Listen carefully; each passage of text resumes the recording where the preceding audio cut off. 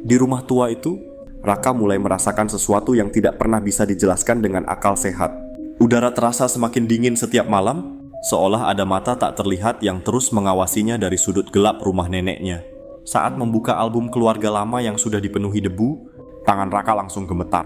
Di setiap foto, selalu ada boneka merah itu. Boneka dengan senyum tipis menyeramkan dan mata kosong yang seperti hidup. Padahal, menurut neneknya, boneka itu sudah dibakar puluhan tahun lalu. Di luar, hujan deras turun tanpa henti. Petir menyambar langit kampung yang gelap dan sunyi. Saat Raka menatap ke arah jalan desa, ia melihat seorang anak kecil berdiri sendirian di tengah hujan. Tubuhnya diam membeku. Perlahan anak itu menoleh. Wajahnya rata tanpa mata, tanpa hidung, tanpa mulut. Hanya kulit pucat kosong yang membuat dada Raka terasa sesak. Sejak malam itu, suara langkah kaki kecil mulai terdengar dari atas plafon rumah. Tok, tok, tok. Langkah kecil itu berjalan pelan setiap tengah malam, seperti ada seseorang merangkak, mengelilingi rumah sambil mencari mangsa berikutnya. Keesokan paginya, satu warga kampung menghilang tanpa jejak. Yang tersisa hanya sandal, basah berlumpur dan jejak kaki kecil, menuju hutan gelap di belakang desa. Tak ada yang berani mengikuti jejak itu, karena warga percaya, siapapun yang masuk ke sana tidak akan pernah kembali. Dan malam berikutnya menjadi awal teror yang sesungguhnya. Boneka merah itu mulai bergerak sendiri. Kepalanya perlahan menoleh ke arah Raka. Matanya yang kosong kini seperti menatap penuh kebencian. Udara di kamar mendadak membeku. Raka bisa mendengar suara napas kecil tepat di belakang telinganya. Dengan rasa takut yang menghancurkan keberaniannya, Raka akhirnya menemukan ruang bawah tanah rahasia di rumah neneknya. Pintu kayu tua itu terkunci rantai berkarat dan dipenuhi simbol aneh. Saat dibuka, bau tanah basah dan anyir langsung memenuhi ruangan. Tiba-tiba suara nenek Sari terdengar dari belakang. Namun suaranya bukan lagi suara manusia. Berat, parau, dan penuh amarah. Dia lapar. Raka perlahan menoleh. Mata neneknya berubah hitam pekat tanpa bagian putih sedikit pun.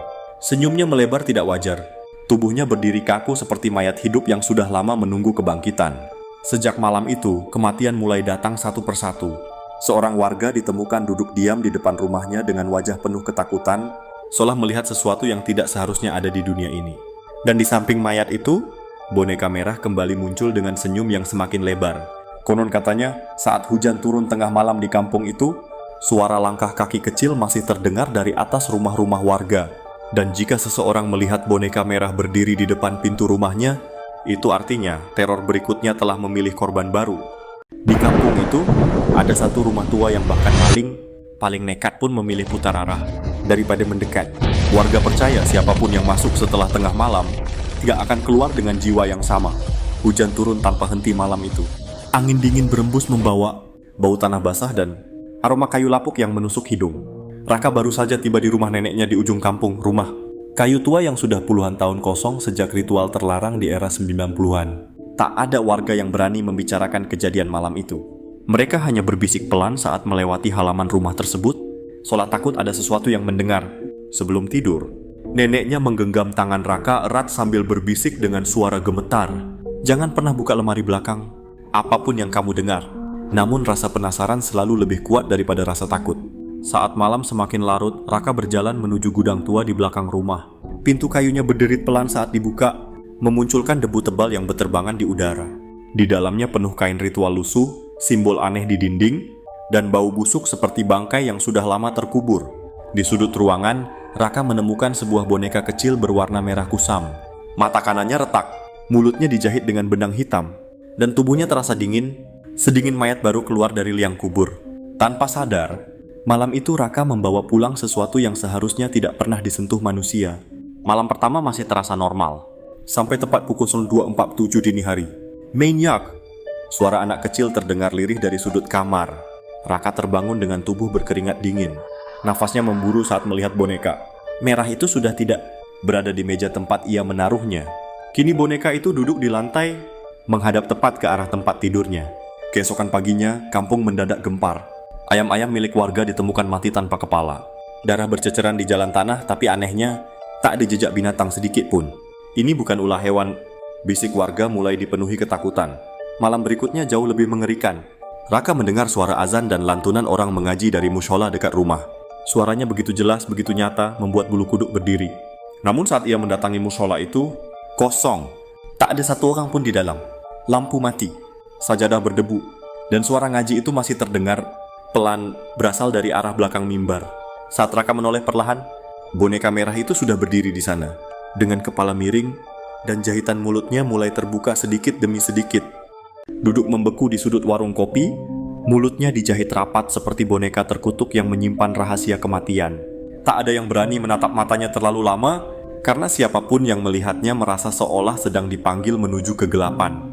Tepat saat jarum jam mendekati tengah malam, langit kampung perlahan berubah merah darah. Angin dingin berhembus membawa bau anyir yang menusuk hidung. Lalu hujan itu turun, bukan air, melainkan tetesan merah pekat yang membasahi atap rumah, jalanan desa, hingga wajah orang-orang yang berlari ketakutan. Tangisan anak-anak pecah di mana-mana. Orang tua membaca doa dengan suara gemetar. Sebagian warga mencoba melarikan diri, tapi suasana terasa seperti neraka yang turun ke bumi. Dan di tengah kepanikan itu, terdengar bisikan lirih yang membuat bulu kuduk berdiri. Aku belum mendapatkan tubuhku.